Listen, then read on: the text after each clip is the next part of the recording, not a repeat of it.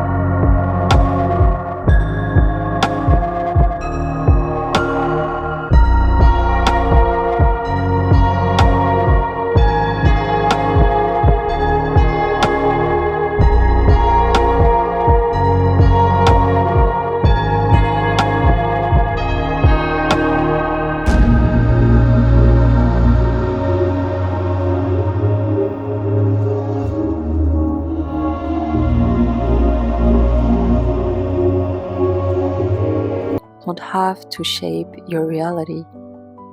By grounding yourself in self-awareness and confidence, you create a shield against negativity. Your dreams, your efforts, and your journey are uniquely yours, and no one else's judgment can override the value of your self-assessment and determination.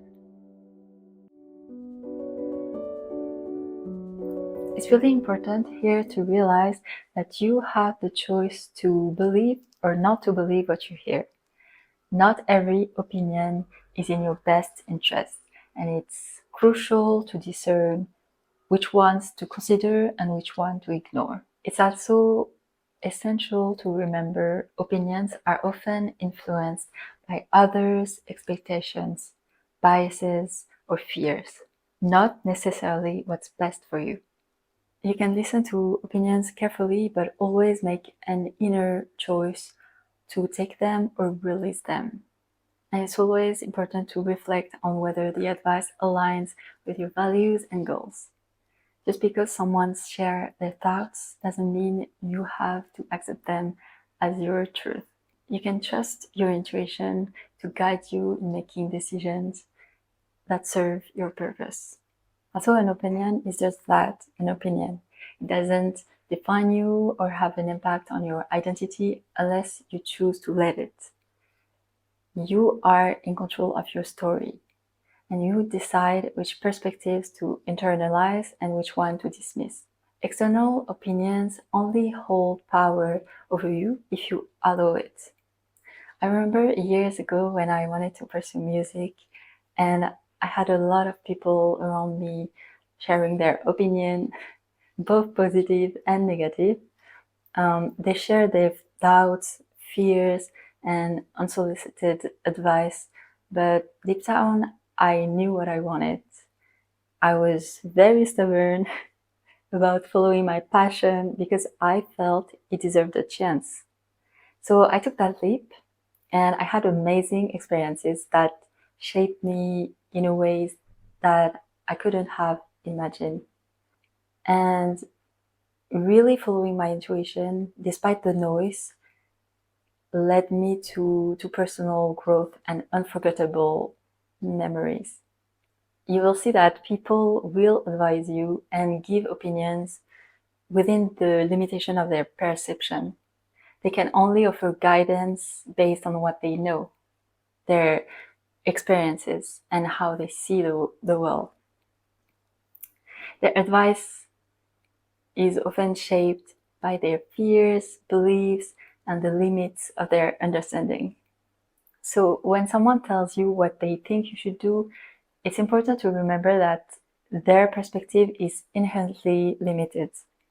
They might not see the bigger picture of your dreams or your aspirations and your potential or the unique path you're on.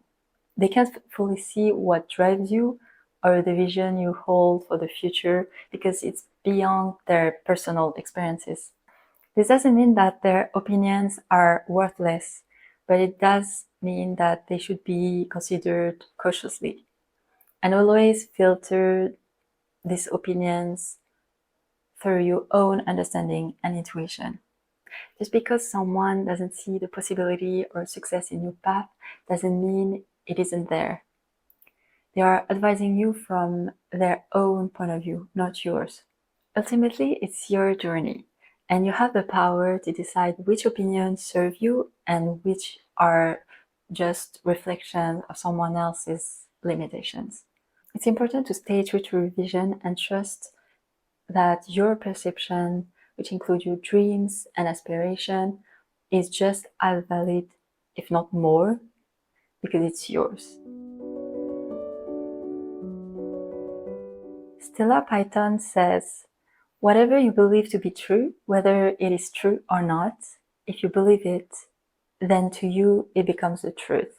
In this journey, you are your best ally, and whatever you believe will be true even if it's not. That's why it's essential to recognize the lies and never give them your power. Believing in yourself is the first step because no one will do it for you. And actually, most people will believe what you believe about yourself. And the doubts and the voices criticizing don't come from you. They come from outside, and they only become true when you start to believe it.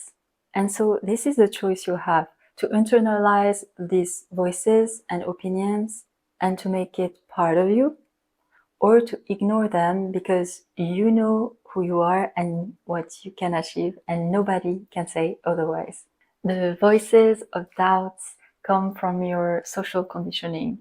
The bully that said you can't sing, the aunt that said you can't write, or the siblings who laughed at your drawings. At some point, you internalized these voices, these judgments and comments, and made them part of you. The only way to free yourself from this is to detach yourself from it completely. You have to recognize that they are not part of you. This is not your opinion of yourself and your abilities, but something that was implanted inside of you. It's like having a chip implanted in you and forgetting you have it.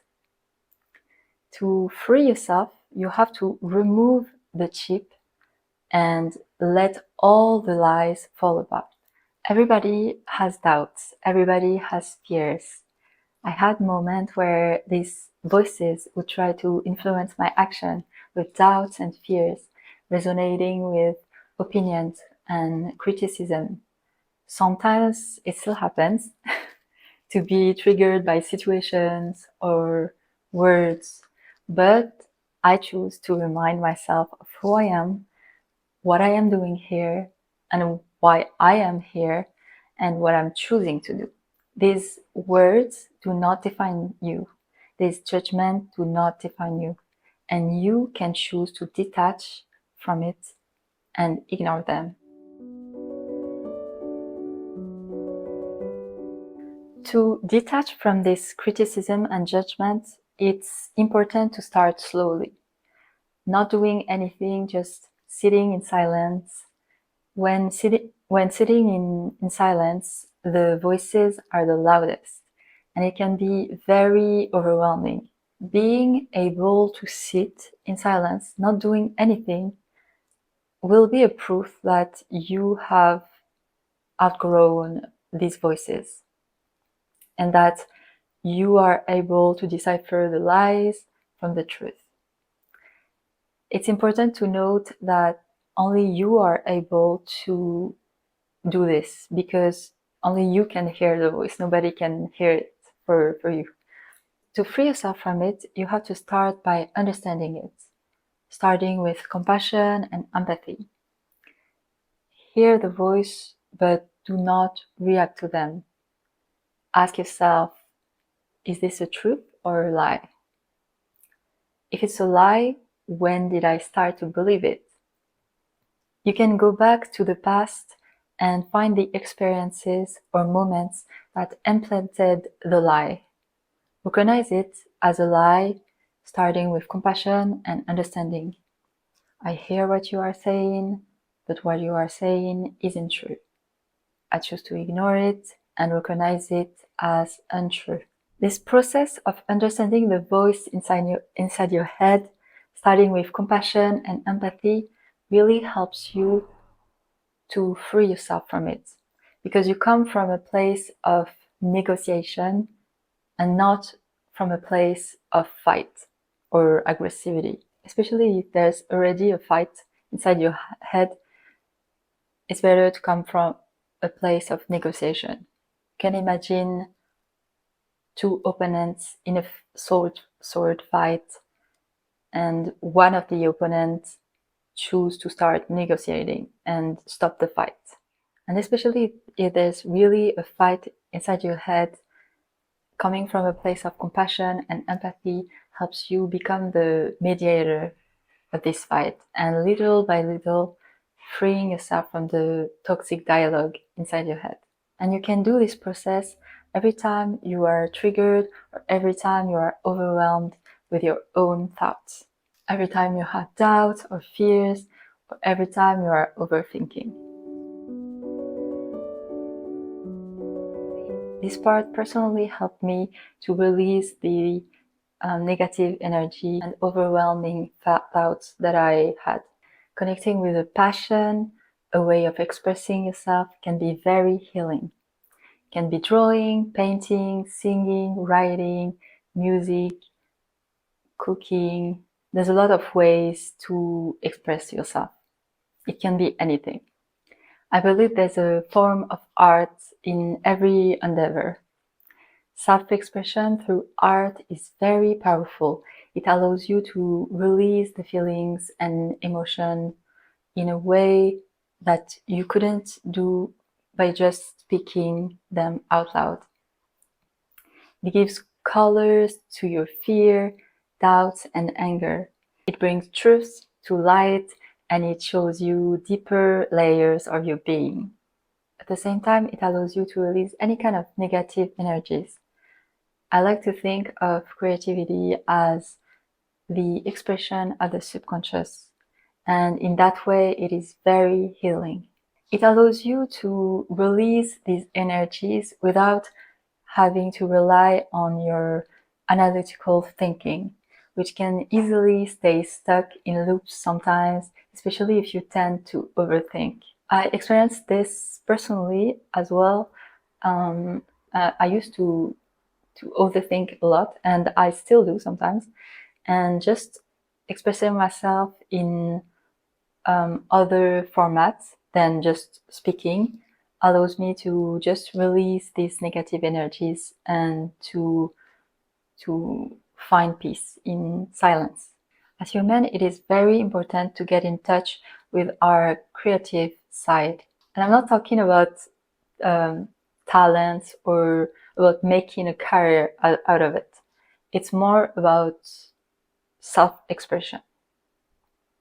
Letting the deepest part of you express themselves. It's also about reconciliating with your inner child, the part of you that yearns to express themselves without judgment, and the one that you might have rejected for so long. So just let it be simple, let it be weird, and just have fun. And you will see that from this simple thing, you will gain a lot, because creativity is what defines human, an abundance of potential waiting to be created and to be shared. For this part, it's something that I also experienced personally. This is something that can be a real blockage, the fear of failure. As I said, I have personally experienced it for years. It is an irrational and persistent fear of failing. It often stems from a desire to avoid embarrassment, disappointment, or loss of self-esteem. People with this fear may avoid trying new things or taking risks as they fear not meeting expectations or standards, whether set by themselves or others. And this fear can lead to procrastination, perfectionism, and missed opportunities for growth and success. We can see how this fear can be very debilitating, preventing people from pursuing their goals and dreams. It can cause people to remain in their comfort zone, avoiding risks and new experiences, which ultimately hinders their personal and professional growth. It can also stem from the pressure of expectations, yours or others. That's why I recommend to not set expectations, or at least to try to lower them. You can plan, you can schedule, but avoid putting the pressure of expectations on top of it. Because no matter what plan you have, there will always be unexpected things happening, maybe sometimes for the better.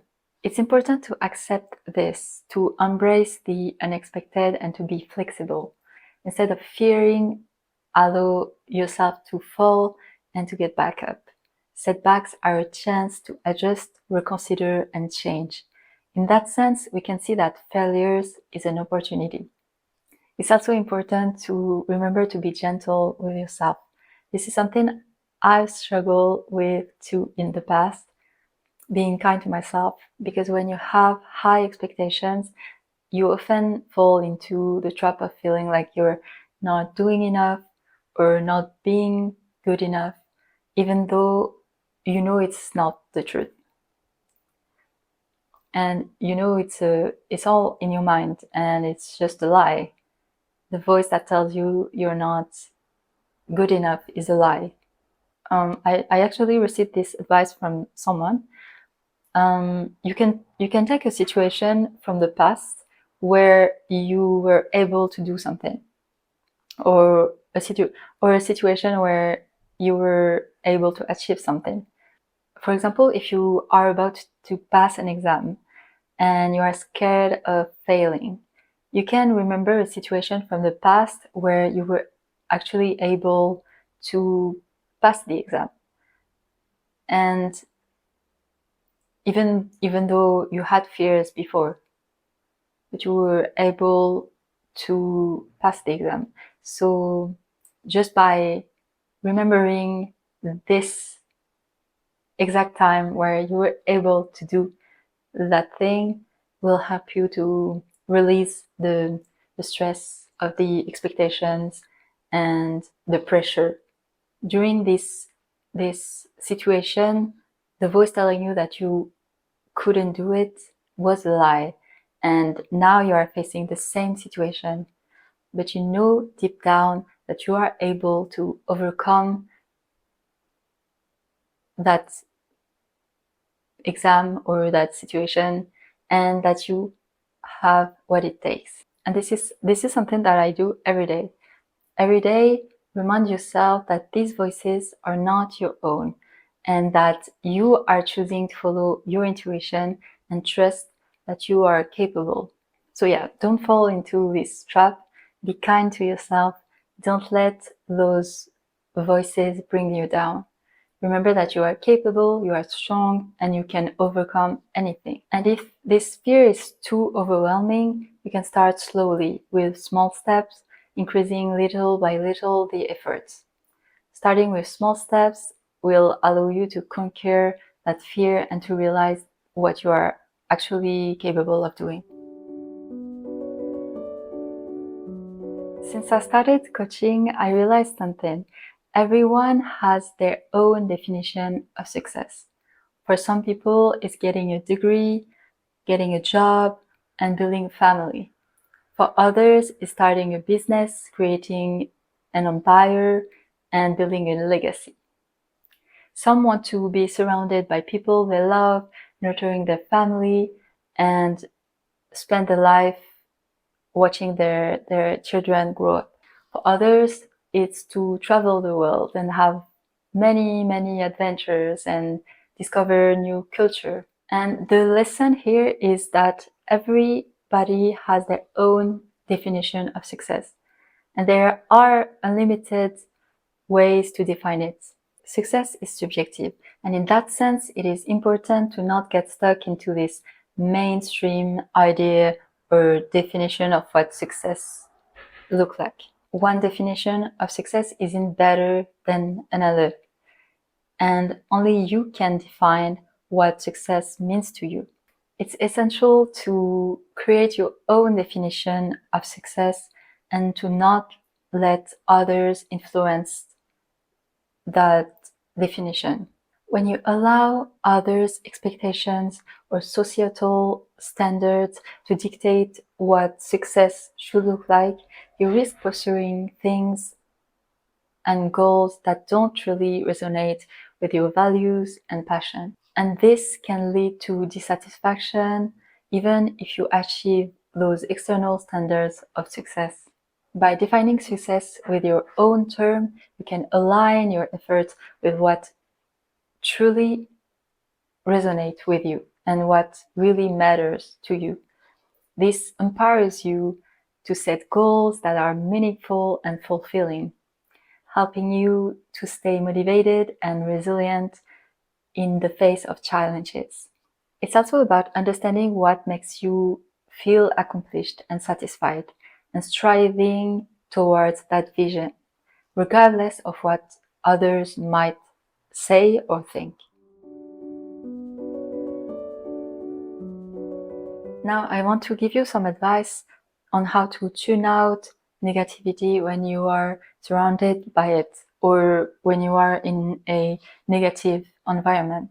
To be able to tune out negativity, even in a negative environment, it's important to try to spend time in self-reflection, considering your choices and decisions and allowing yourself moments of solitude away from the noise.